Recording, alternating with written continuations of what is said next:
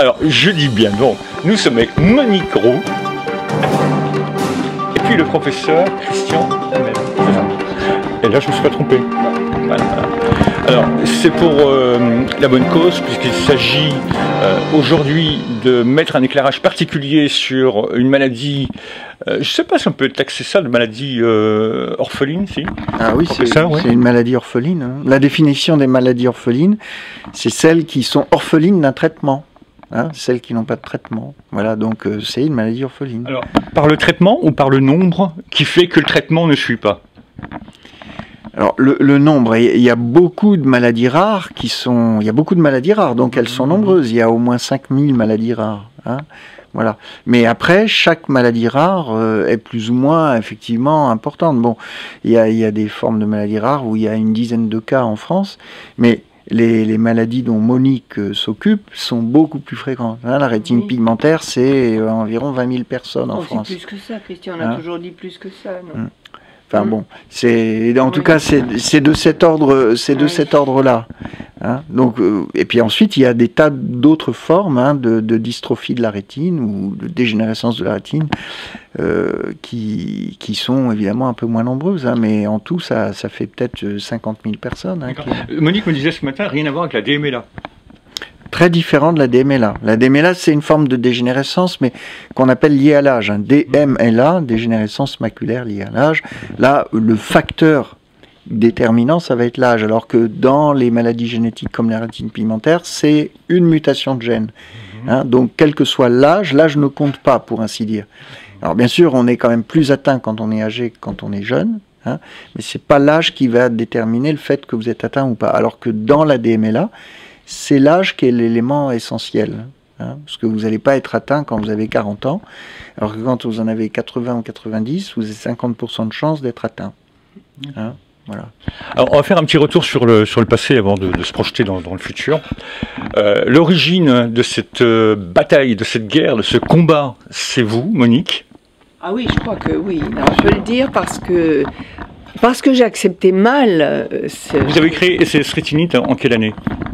En 1986. Je l'ai déclaré à la préfecture en 1986, après 2 ans de parcours du combattant. Parce que personne n'avait entendu parler de cette maladie, ça n'était pas connu. Et donc j'ai fait du porte-à-porte quand j'ai appris par un vieil ophtalmo de l'époque à Montpellier, qu'il a dit discrètement à mon mari que j'allais devenir aveugle. Jusqu'alors, personne ne m'en avait parlé. Hein. Donc, que j'avais une maladie rare et que j'étais probablement un cas presque unique. Hein. C'est ce qu'on avait dit à l'époque. Hein. C'était Monsieur Temple, hein, qui est mort depuis très longtemps. Donc, j'ai appris fortuitement, j'avais 34 ans, hein, que j'étais atteinte d'une maladie grave. Et son diagnostic a été le suivant, et je me bats d'ailleurs contre ça maintenant. Maladie génétique évolutive sans thérapie qui mène inexorablement à la cécité. Boum! Alors, quand vous recevez ça, que vous êtes jeune, j'avais 2 petites filles de 4 ans, une vie à construire, une maison en construction, vous êtes foudroyé. Et donc, j'ai mal accepté ça, mais j'avais une vue correcte, parce qu'à l'époque, enfin, à mon avis, je n'ai jamais eu un champ visuel normal, parce que je suis née aveugle la nuit tout le temps. Donc, c'est le début de la maladie. Hein. Et mes parents, qui étaient de bons parents, à l'époque, il n'y avait pas tous les examens que l'on fait maintenant. Bon, on fait mettre des lunettes, bien sûr, mais on ne savait pas ce que j'avais. Mais j'étais aveugle la nuit. Alors, un enfant s'adapte très vite. Dès que la nuit tombait, je faisais très attention. Et en grandissant, mon papa me donnait toujours une lampe électrique. Donc j'appuyais sur les boutons, j'allumais, j'avais ma lampe électrique. J'ai vécu comme si, par exemple, une anomalie, comme s'il m'avait manqué un petit doigt, une main. Hein, une anomalie, tout simplement. Et donc, comment voulez-vous expliquer une pathologie que personne ne connaissait ? Puisque c'est en 84 que j'ai commencé mon combat. Mais avant, j'ai vécu avec ça, hein, avec un champ visuel qui diminuait, hein, comme une peau de chagrin, c'était mon expression. Parce que c'est bien ça, notre pathologie. Hein, c'est Christian vous fera mieux que moi un cours d'ophtalmologie, mais vous avez un champ normal à 180 degrés, et chez nous, il est déjà réduit. Et il réduit comme une peau de chagrin. Il diminue vers la vision centrale, vers la vision maculaire. Alors, évidemment, progressivement, mais j'ai eu la chance quand même, je pense, d'avoir une évolution plus lente que certains qui sont aveugles très jeunes. Pourquoi? Je n'en sais rien. Est-ce que c'est une programmation génétique? Est-ce que c'est mon combat intérieur? Parce que je me suis quand même toujours battue contre cela. Hein. Toujours, et j'avais, me souviens, même fait changer le langage à Gérard Duperron lors d'un congrès d'ophtalmologie qui parlait de résidus visuels. Lorsqu'à un moment donné, il nous reste très peu de vision, il parle de... Et ce mot de résidu visuel, je n'aimais pas, vraiment. Je lui ai dit, vous savez, Gérard, nos yeux ne sont pas des poubelles. Moi, vous savez, la sémantique est importante. Hein. On a des images mentales qui sont plus ou moins positives ou négatives. Et je lui disais, écoutez, moi je préférais le mot îlot, des îlots visuels, parce que moi je me projette sous les cocotiers, dans un hamac, et déjà la vision imaginaire n'est pas la même. Alors, est-ce que j'ai raison? Je n'en sais rien. Mais je suis pour le langage positif, parce qu'on peut se détruire aussi quand même.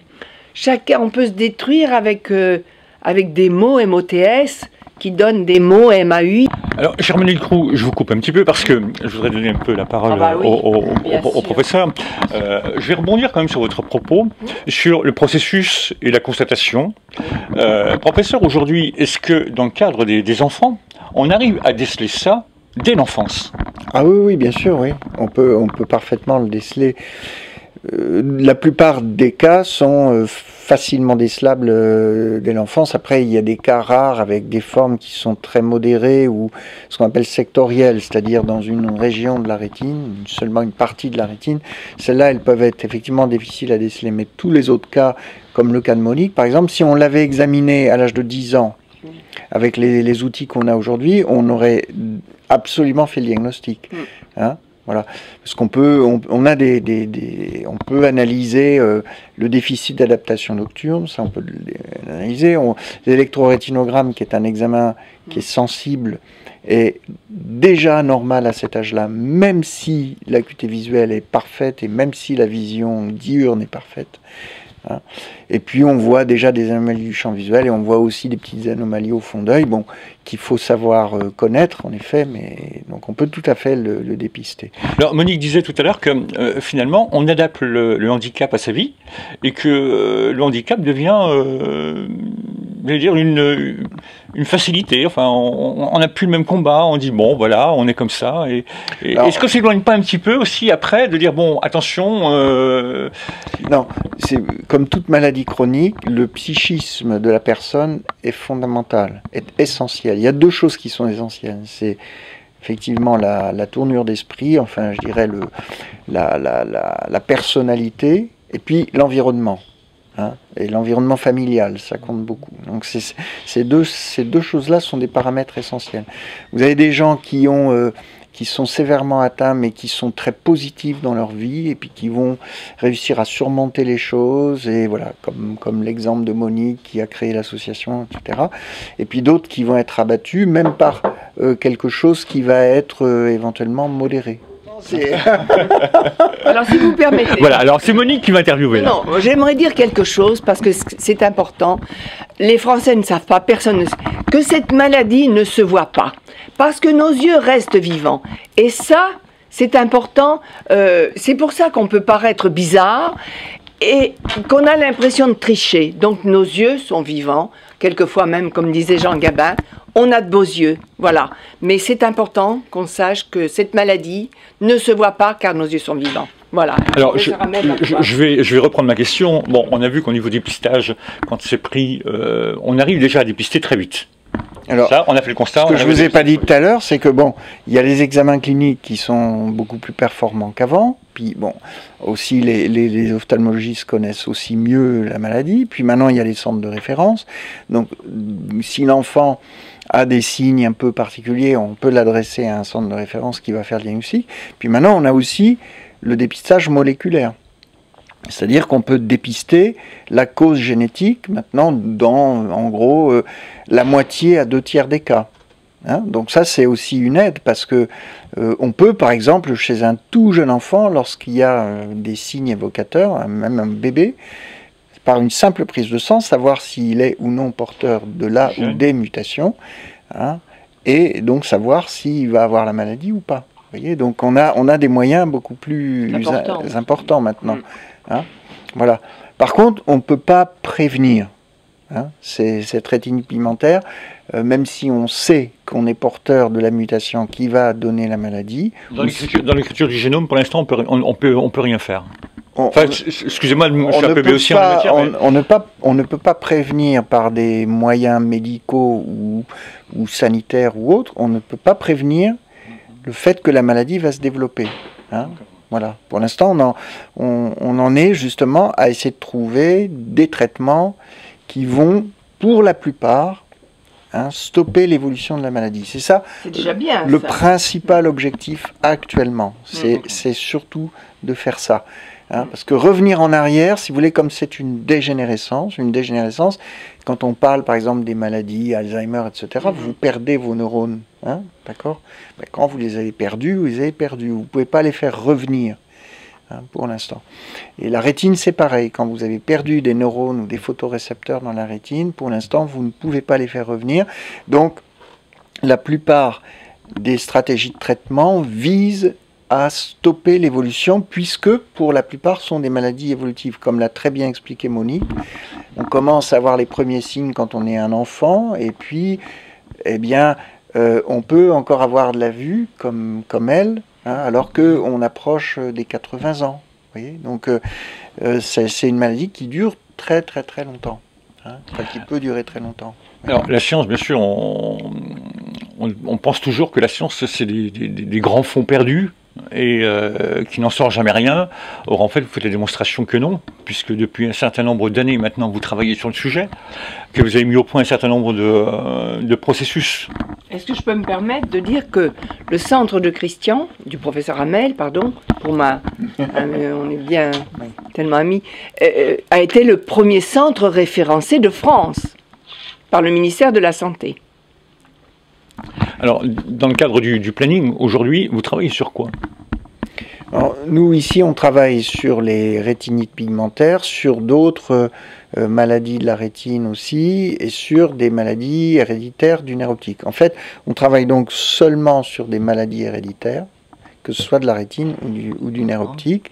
Hein. Et comme je le dis tout à l'heure, il y a beaucoup de formes différentes. On travaille sur certaines de ces formes. Bon. On a globalement deux objectifs principaux. Le premier qui est de continuer à faire des recherches génétiques. Les recherches génétiques, ça veut dire connaître la liste des gènes qui donnent ça. Bon, on ne la connaît pas encore entièrement. On sait qu'il y a encore un certain nombre de cas qui correspondent à des gènes qu'on n'a pas identifiés. Le mien est identifié. Voilà. Donc, ça veut dire que si on n'a pas identifié, on ne va pas connaître le mécanisme, on ne connaît pas la cause, on ne peut pas faire de ce qu'on appelle comme il faut du conseil génétique. Donc c'est une partie de nos recherches qu'on fait dans le laboratoire ici, à la fois dans le labo et en même temps dans le centre de référence qui est à l'hôpital juste à côté. Hein. Et puis le deuxième aspect, c'est la recherche thérapeutique. Voilà. C'est pas ce qu'on faisait il y a 10 ans. Il y a 10 ans, on faisait principalement de la génétique. Maintenant, on a mis beaucoup de force dans notre labo, enfin quand je dis des forces, c'est-à-dire recruter des gens, mis de l'argent, etc., créer des modèles, hein, pour essayer de trouver des traitements dans ces maladies. Alors nous on fait ça, il y a d'autres laboratoires dans le monde qui font ça, il y en a pas mal, hein, et donc il y a en ce moment vraiment un développement important des recherches thérapeutiques. Alors vous disiez effectivement tout à l'heure, c'est à fond perdu. Non, hein, c'est un long processus. Vous savez, on est parti il y a 30 ans, au moment où Monique a créé son association, on ne connaissait rien sur cette maladie. La France a des cerveaux, des motivations, il y a des gens comme les services du professeur Christian Hamel, c'est remarquable. Eh bien, il faut les retenir. D'abord, il faudrait les payer. Et s'il n'y avait pas d'association comme moi, parce que j'en ai financé 34 quand même, certains pendant 4 ans, avec mon travail de bénévole. Est-ce que c'est normal? On fait le travail. Alors que l'État y mette du sien. D'abord, moi, je paye des charges comme une entreprise, hein, de toute manière, avec non seulement malvoyante et bénévole, mais j'ai créé 3 emplois au bureau. Je ne suis pas exonérée de charges. Hein. Alors Monique, j'ai rebondi, vous l'avez coupé, hein. Oui. J'ai rebondi sur votre propos, le financement de la recherche, on va venir à l'événement que vous créez. Oui. Alors bah oui, là... Et on lance un appel, hein, vraiment. Oui, bien sûr, on organise le 12 février à 20 h au Zénith de Montpellier un concert caritatif avec 2 groupes, avec le groupe Réglisse et puis Chico et les Gypsies. Bien sûr, mon propos était évidemment de ramasser de l'argent pour la recherche, parce que chaque année, Christian est là pour le dire, je donne quand même chaque année 100 000 euros. Hein. Donc 100 000 euros, c'est 2 chercheurs pour une année. Alors, il faut absolument pérenniser ça, puisqu'ils travaillent sur la thérapie génique et la thérapie cellulaire. Et ces travaux-là sont tellement importants, on ne va pas les stopper. Il ne faut pas renvoyer les gens qui travaillent là-dessus. Au contraire, si on veut gagner des yeux ou réparer des yeux, bah, il faut de l'argent. Il faut que les gens viennent. D'abord, ce sera un très beau spectacle. Il y aura 13 guitaristes, 10 chez Médeluy, le groupe. Oui, ça va être sympathique. Il faut venir. Il faut que le Zénith soit plein. Et normalement, il est capable d'avoir 6 000 personnes. Alors, il faut venir.